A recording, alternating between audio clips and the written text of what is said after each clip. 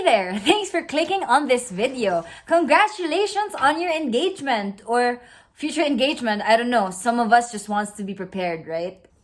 Anyway, I decided to make this video because last year when my husband and I were processing our papers, we were lost and confused as to what we really needed to do to process our papers. I even had to bother a lot of people to ask them a ton of questions to help me with the next steps of what's needed to be done. But before we move forward, there are things that you have to note.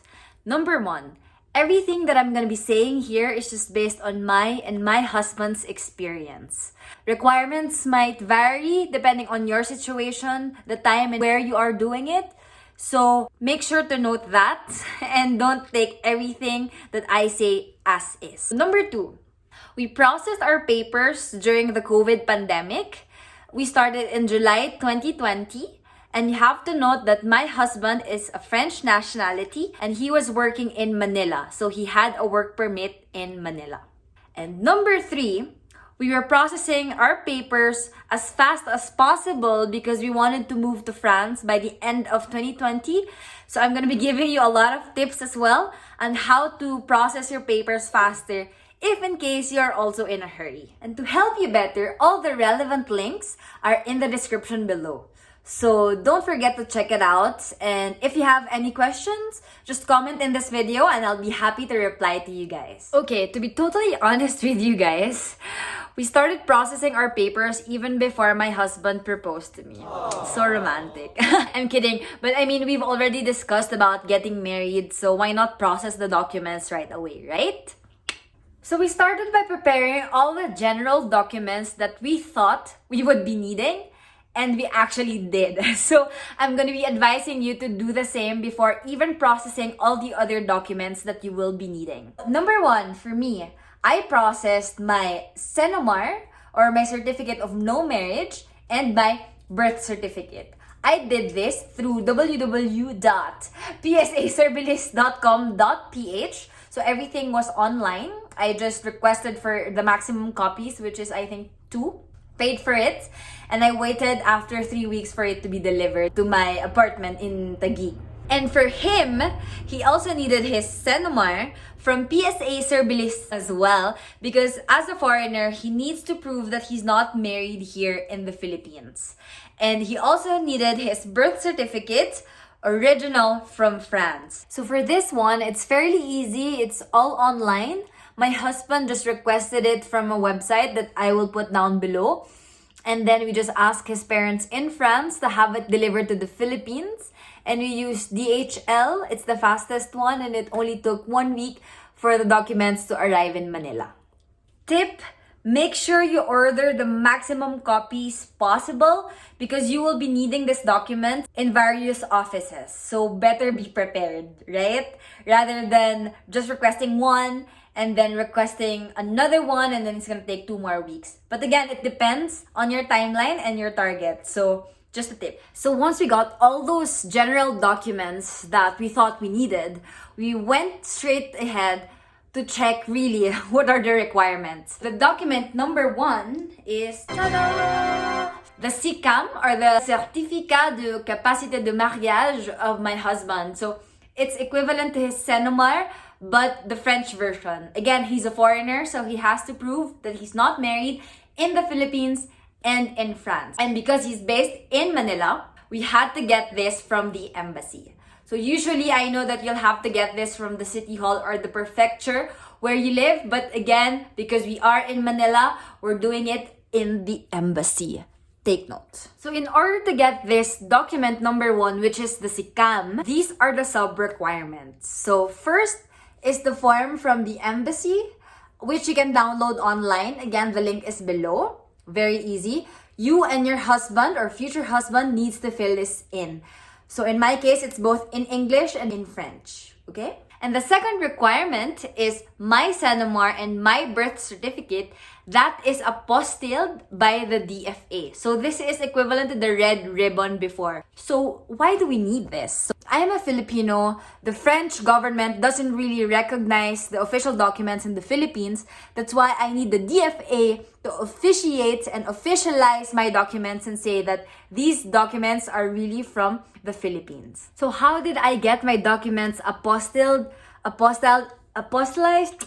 Anyway, I don't really know the term for it, but I did it. And this is how I did it. I simply sent an email to the DFA in SM Megamall because that's the closest to where I lived.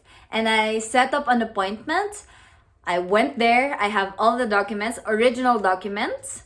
I paid for it. It's 100 peso per document. And it only took 3 working days of processing. And then I got it back. And then that's how it is. Simple as that. And the third requirement is his birth certificate. Again, take note that it has to be original and it has to be 3 months old maximum. So it has to be a recent copy of his birth certificate from France. And lastly, you have to prove your relationship. So normally, the embassy would call you in both for an interview to really verify details about your relationship because let's admit it, some people are just getting married for some sketchy reasons. Anyway, so because of COVID, there was no interview. So what we did was write a 1-page letter detailing our relationship from the very beginning until the last part. I mean, explaining why we're gonna get married. And with this document, we added our photos together with our friends, with his family, with my family, to really show that we're legit. And we even passed stamps of our travels together to really show that, you know, we traveled together, we've been to France together. And at some point, we were doing LDR and he was visiting me, and we also showed the stamps for that as proof. As much as possible, put in anything that you can to really show that your relationship is legit. And because we did this, the embassy didn't really have any questions to us about the relationship or anything. So we didn't have any problems whatsoever afterwards. Once we have all the documents, what we did was set up an appointment with the embassy. You just have to call them. We scheduled the earliest possible date. And my husband went to the embassy himself. You don't need to be there to apply for the CCAM. Normally, they will tell you that the processing time is 3 months. In our case, we did it in 1. How did we do it in 1 month? Tip! You always need to follow up. Call them, email them, do whatever you can if you're really in a hurry, and tell them the reason why you really need it as soon as possible. Otherwise, if you just wait for them to email you and update you on what's happening, it's never gonna come. Keep that in mind. When we finally got the CCAM of my husband, the next document that we needed to do is the marriage license. Once we have this, there's no stopping us anymore from getting married. That's why this is the last document that we needed. This document is fairly easy to get. It's just that there's a lot of sub-requirements to it, and you really have to schedule well because you'll be surprised. A lot of people want to get married, and because it's COVID, there's a lot of restrictions. There are a lot of requirements in terms of the time slots given to you by the city hall. So take note of that. So this is the requirement for the marriage license. It's for both of us. First requirement, it's the Senumar from the Philippines and birth certificate. Because my husband is French, he needed to have his birth certificate translated into English. We used Alliance Francaise service for this. It's all online, super easy. We just emailed them the copy of the birth certificate. And then after a few days, they send to us the original copy that they have translated. And we have to pass this original copy along with the original French copy as well. We also needed to prove, of course, that we live in the area where we're applying for the license. Because we live in Taguig, specifically in Fort Bonifacio, we went to the Fort Bonifacio Barangay Hall to get the barangay clearance and the cedula. It's fairly easy. They just ask for any proof that I live in Taguig. So, any IDs, any billing statement that shows that you live in that area, they will accept it. Once you show it to them, it just takes about an hour and they will give you the document. Of course, you'll also be needing a valid government ID. In our case, we just gave our passports. For the passports, you won't be giving them the original copy. It's just the photocopy. They will also require you to fill in the form. But don't worry, they will give this to you during the day of your appointment. It's 4 copies. They will teach you how to fill it in anyway, so it's very easy. And the last one that's quite annoying to get is the family planning seminar certificate. We needed to set up an appointment with the health office of Taguig in order to get this certificate. Normally, in normal life, there is a seminar that you have to attend in order to get this document. But because of COVID, when we went there was no seminar. They just gave us some manuals to read about birth control, family planning, how to become a responsible citizen, now that you're getting married and stuff like that. And then we had a super short quiz afterwards to answer basically stuff about what we read.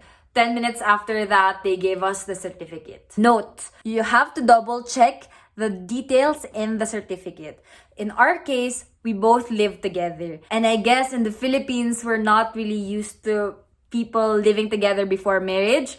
So for some reason, they made our addresses different. I don't even know why. So good thing we checked it.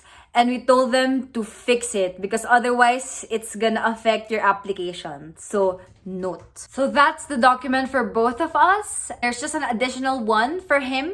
Because he's a foreigner, he needs to give his CCAM. It has to be the original one. So for all these documents that we prepared, we needed to pass the original except the IDs and a photocopy. So make sure to bring all the original plus a photocopy of your documents. So once we have all the documents, what we did was set up an appointment with the local civil registry of Taguig City Hall through their website. Originally, we booked for the day after, again, because we wanted to get the license as soon as possible. So I waited for the entire day for their confirmation. Unfortunately, I didn't get any. Because I didn't get the confirmation, I called them up and asked if my appointment is confirmed because I really needed it to be confirmed before I even go there. Again, it's COVID, it's crazy. Good thing I called them because apparently there's no more slots. And the next slot available was in 2 months. And no, by this time it was already September and 2 months will be in November. And again, take note, we wanted to move to France by the end of the year. So it's impossible for us to get it in November. So what did we do? Because we had a civil wedding, the officiant was a mayor. And luckily, we met with this mayor prior to even processing all the documents to tell him that we have intentions of getting married and we want him to be the officiant. So luckily, he agreed. And having this in mind, I requested from his good office a document stating that we already have a wedding day, which was in October 15. And because we have a confirmed date with this mayor, we really have to get married during this day. And I sent this to Taguig City Hall and told them that, oh, I'm so sorry, November is impossible for us because we're getting married on October 15. Is there any way we can get an earlier slot? I was super lucky because the officer that was responding to me was very nice. Shout out to you, sir, if you're watching this. And he helped me get an earlier slot. Yes! So, for the marriage license, once you have all the documents and you pass it, it only takes 12 working days or I think just 12 days before you get it. For them to give you your marriage license, they put your name in the city hall and announce that you're getting married and see if anyone is against it. And so if no one is against it, then you can get married. Our documents was ready by October 12. So just literally a few days before our wedding. Once we got it, we went straight to the city hall where we actually planned on getting married. We needed to pass our marriage license to the city hall. This is a prerequisite for them to marry you. We passed it to them on the day that we received it so that they can draft our marriage contract. So this is the contract that we will actually be signing during the wedding day. And everything was set for the wedding day. Keep in mind, in the marriage contract, if you have a prenup, make sure to make them check the box that says that you actually have a prenup. Otherwise, there's gonna be an issue in the future. In our case, we had the prenup, so we had them check this. At first, they weren't so sure as to what this was because not a lot of Filipinos are doing this. So take note of that. And woo-hoo! Wedding day! We got married on October 15, 2020, 11 a.m. So this was just 3 months after we processed our papers. 3 months. Normally, they would tell you that it takes 1 year or whatever. Don't listen to them. If you want it, you'll get it. During our wedding, again, because it's COVID, only 2 witnesses were allowed and our parents. In our case, it was just my parents because his was in France, and that's okay. But I guess this depends on where you plan on getting married. And again, this is a civil wedding, so we didn't have a church wedding. The ceremony took about 45 minutes. We signed the contract and we're married. That's it. So simple. Or is it? Now that we're married in the Philippines, what's next? It doesn't end there. Because my husband is a foreigner, he's actually considered single in France if you don't register the wedding there. So at this stage, after the wedding that we did in the city hall, he's just considered married here and still single there. And this doesn't help us actually move to France. For us to move to France, I need to get a spouse visa. And for me to get a spouse visa, he needs to be considered married. So what are the next steps that we did? So if you're also interested in knowing the next steps in registering your marriage in the French embassy, as well as getting the spouse visa, check out the next video I did. Thank you so much for watching, and I hope I helped you. Again, if you have any questions, concerns, complaints, make sure to comment below and I'll help you right away. Thank you. Bye. Have a good day.